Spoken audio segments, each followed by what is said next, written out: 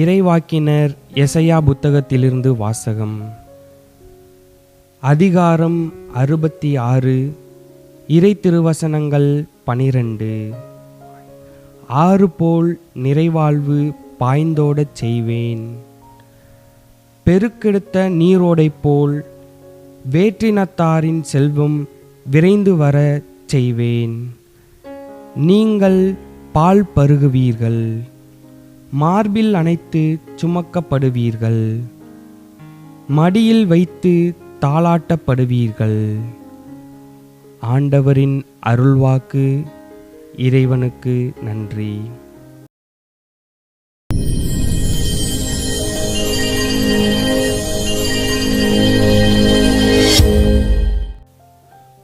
முழுமை நோக்கிய பயணம். பிறந்துவிட்டோம் என்று நினைத்து வாழாதீர்கள், இனி பிறக்கப் போவதில்லை என்று நினைத்து வாழுங்கள். வாழ்க்கையில் தடுமாறும் போதும் தடம் மாறும்போதும் நினைவில் கொள்ளுங்கள், எல்லாம் சில காலம்தான், எதுவும் நிரந்தரமில்லை, இதுவும் கடந்து போகும்.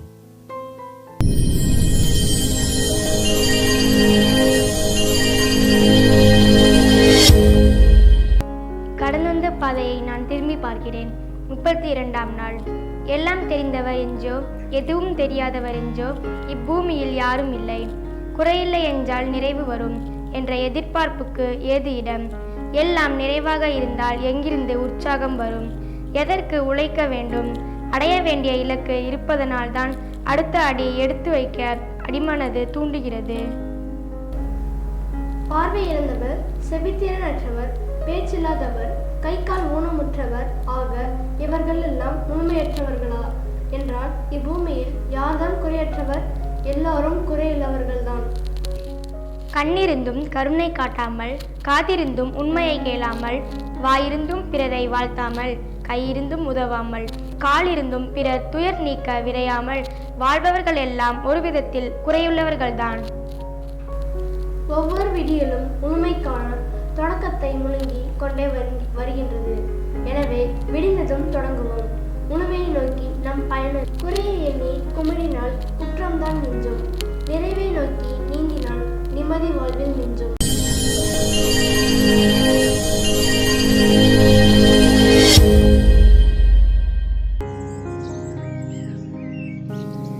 ஜெபம். அனைத்தையும் கடந்தோரே எம் இறைவா, எம் வாழ்வில் நீர் தந்த வளமைக்காகவும் உறவுகளுக்காகவும் அனுபவங்களுக்காகவும் நன்றி கூறுகிறோம். நாங்கள் பார்க்கும் பார்வையில்தான் நிறைவு அடங்கியுள்ளது என்பதை உணர்ந்து நேர்மறை சிந்தனையோடு நாங்கள் வாழ அருள் தாரும். ஆமேன்.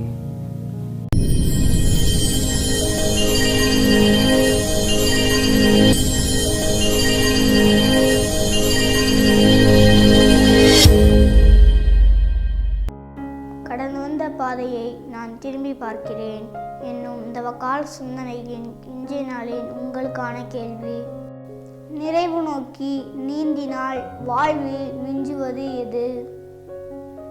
அன்பான சகோதர சகோதரிகளே, அன்பு பெற்றோர்களே, இயேசுவின் பாடுகள் மரணம் உயிர்ப்பை கொண்டாட தயாராகும் இந்த தவ நாட்கள் உங்களுக்கு கடவுளின் ஆசீரை கொண்டு வர உங்களுக்காக ஜெபிக்கின்றேன். உனக்காக மரித்தேனே, எனக்காக நீ என்ன செய்தாய்? எனக்காக நீ என்ன செய்தாய்?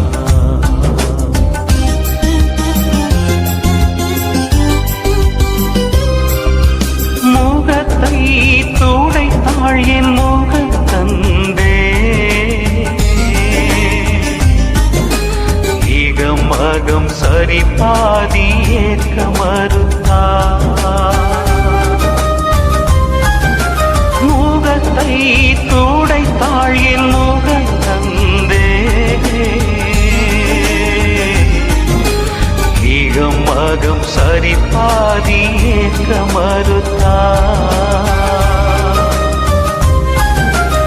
ஈகமகம் சரி பாதி ஏற்க மறுத்தார்.